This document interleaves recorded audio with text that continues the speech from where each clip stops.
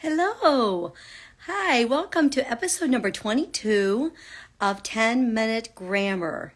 So today I'm excited to bring you part 2 of helping kids write about people. So episode 21 introduced this topic, and in that I talked about how it was one of the easiest things to teach kids to write about because it has the natural chronology built into it. It is also a great way to begin because it is usually high interest, especially if you let kids write about anybody they want to write about or anyone that they're interested in.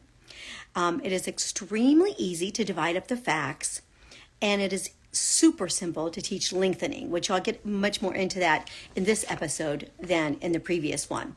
So let's dig right into this middle school age group. So I'm going to start today. The previous episode was 2nd through 5th grade ideas. So be sure to check that out if you are interested in learning more about helping those younger students write about people. I give about 5 or 6 different frameworks that really work well for those age groups. And I think that you'll get a lot of help from that. But we are going to pick up where we left off, again, noting that this is an easy topic to start to research. There's so much information out there on most people everywhere. And then just the division of information is very simple. So I start out giving students passages to write from. And I do this with passages about anybody that we're studying. So it depends on the character quality, and also on, like what we're studying about. Like if we're studying about humility, it might be about Abraham Lincoln or somebody who showed humility, or George Washington, somebody like that. If we're studying creativity, I know some of our passages for creativity are about like Thomas Edison and George Washington Carver and John Deere even. And so the topics can be varied based on what you're studying about. So it's a really great way to bring in the content areas. Just remember when I was in my undergraduate work in elementary education, that was all the rage then, is how can you bring the content areas into these other topics? So how can you bring writing into history? How can you bring, grammar into social studies or into science? And it's really through the writing process that you can just do this so easily, where you are merging the topics of a social studies or science genre area and merging that in as they write about it. So, and of course, reading something, comprehending it enough to write from it is like the ultimate comprehension test, right? When you think about levels of comprehension, so, literal, and then we're going into inference, and then we go into critical thinking. Well, like the top dog has got to be the ability to read something, comprehend it, and write from it, right? So, it really is great for bringing in the content areas into the language arts areas, which is one of my pride and joys about all of my materials, all of my books. That is exactly what we do. We are digging into all different areas of content. Like recently, somebody was writing about one of our passages was about the 3 ways that a plow works. So pushes the topsoil, it goes under the plow pan and so forth. Another one was recently about hurricanes and how they form and so forth. And then somebody else just wrote about 5 cow breeds. Somebody else just wrote about the music in the 70s.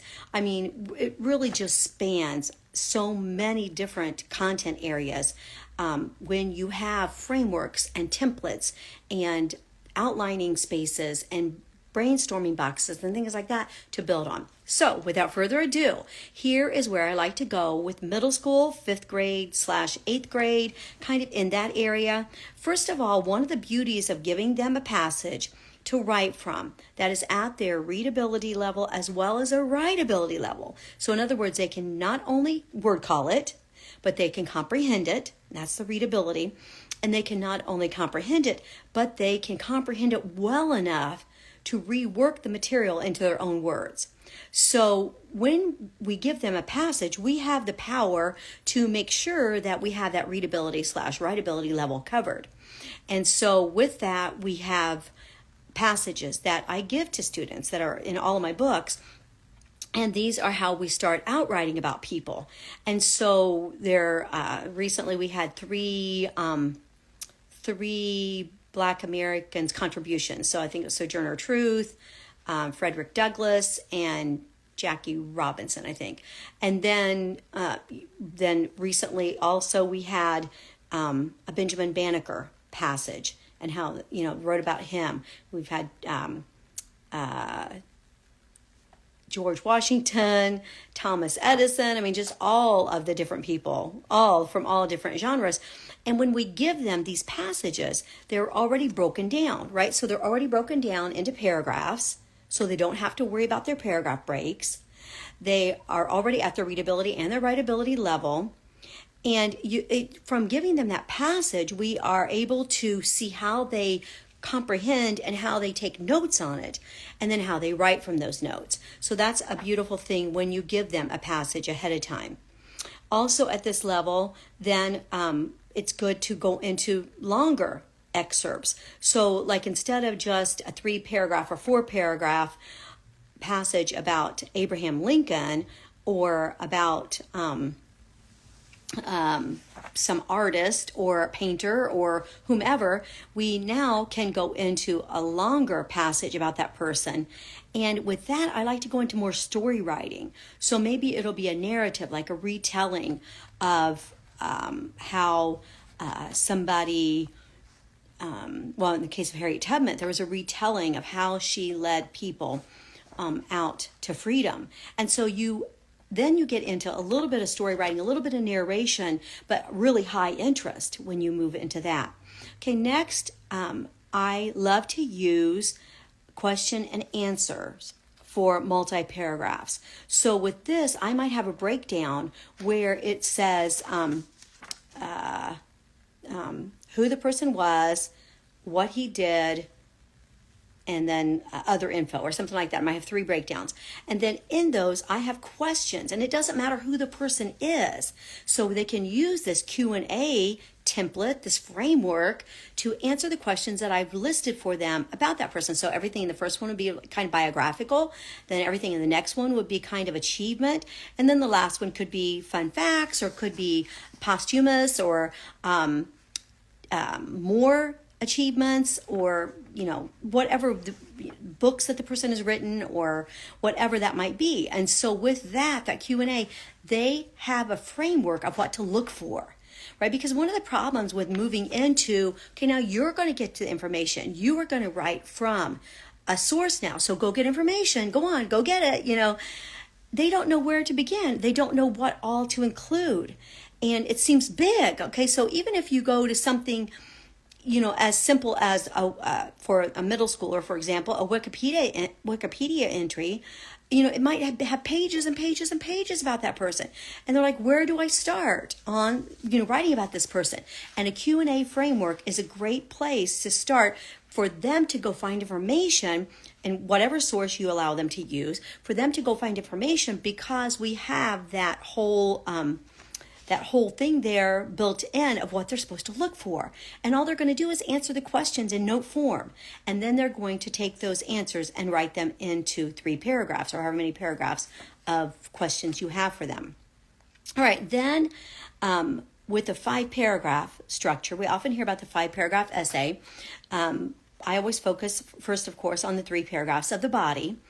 And all the openings and closings and everything, that's for another day and another time.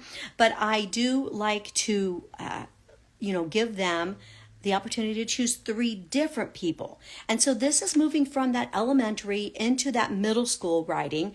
And the beauty of choosing 3 different people is that you don't have to worry about having so much information about one person. So if you're doing 3 paragraphs and you haven't structured it very much for them, or they don't have a framework that's very strong for that, then they are just floundering. They might put something about his birth, something about his family, something about an achievement, something about some books that he's written, something about what he's known for, a quote by him or whatever, and it may be very random. But when I transition my students over into completely finding their information like this, I go for the 5 paragraphs where each of the 3 paragraphs of the body are about a different person. So they might say the topic might be 3 people who used their life in a creative way to help mankind. Right? So it could be an astronaut, it could be a farmer, it could be an inventor, right? And so, but then they only have to go get 1, 2, 3. And depending on the age, 4, 5, 6, 8, 10 sentences per paragraph. We can even take this one step further where we say, okay, you're going to do 3 people and you're going to do the 5 W's for each paragraph. So who, what, when, where, why. First paragraph. Let's say that is about, I keep losing my train of thought for people because I've been writing these Black American contribution books. And so I just keep thinking about Sojourner Truth and George Washington Carver and Booker T. Washington. But suppose you had them do three of their favorite authors. Okay, then they would take the 5 W's for the first one, answer all those, 5 W's for the next one, answer all that, 5 W's for the next one, answer all that, and they have a 3-paragraph body right there ready to write from. And you can see how all the structures, the frameworks, all of those things make a huge difference in a child's writing success. I just asked a student yesterday, first of all, I asked him how old he was. I think he said he was in 5th grade. No, he's in 4th. And because I remember thinking he was in 3rd last year. And I said he had just written a 5-paragraph paper for me. And I said, now, before you came, because he's been with me, 20 weeks so far this year. And I said, before you came here, did you write a lot of paragraphs? And he said, no, before I came here, I only wrote 3 sentences. So cute. Oh my goodness. And his face just lights up the world. He's just got the greatest smile. And he said, no, just 3 sentences, like 1 sentence in the middle, an opening sentence, and a closing sentence. And I said, really? Because he can write really well already. And I said, did you ever think you'd be writing 5 paragraphs right now? No, my mom didn't either. It's so precious. Oh my goodness, I love kids so much. All right, so the 5-paragraph or the 3-paragraph with an opening sentence and a closing sentence. You don't have to do a full 5, but those are when you do 3 different people. That is another great breakdown.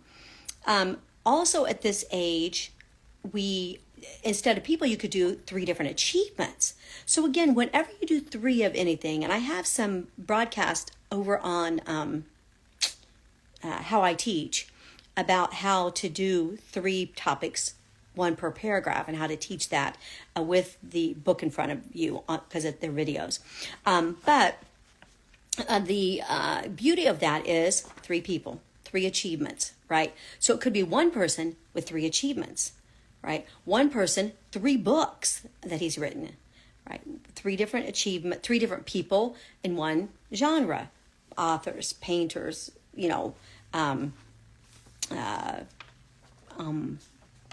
certain ethnic groups or whatever that you want to highlight. But the 3 different people, 3 different paragraphs, it makes them feel accomplished right away. And I also tell them this is like writing 3 tiny papers, and that always gets them excited. All right, and then at this time, and I'm running out of time here, so I'm going to do high school next time. But then at this time, I'm also starting to go from single source to merging of sources. So I'm going to talk a lot more about that next week. But one way to do that is with this 3 paragraphs, to say you have 3 paragraphs, 3 different inventors, and each of those has to be a different source, which is very simple, right? Because then they're just looking up one inventor in one place, another inventor in another place, another inventor in another place. But I'm going to get right on into the merging, because that is where the magic really happens in research writing for high schoolers. So I will get into that next week. So thank you so much for joining me again for another 10-minute grammar, which wasn't 10 minutes. Sorry about that. And be sure to subscribe at the blog, Language Arts Lady, or at YouTube, or at iTunes. Follow me on the gram. And I'm just everywhere teaching grammar and writing and spelling and vocabulary and all the things that I love. I'll see you next time.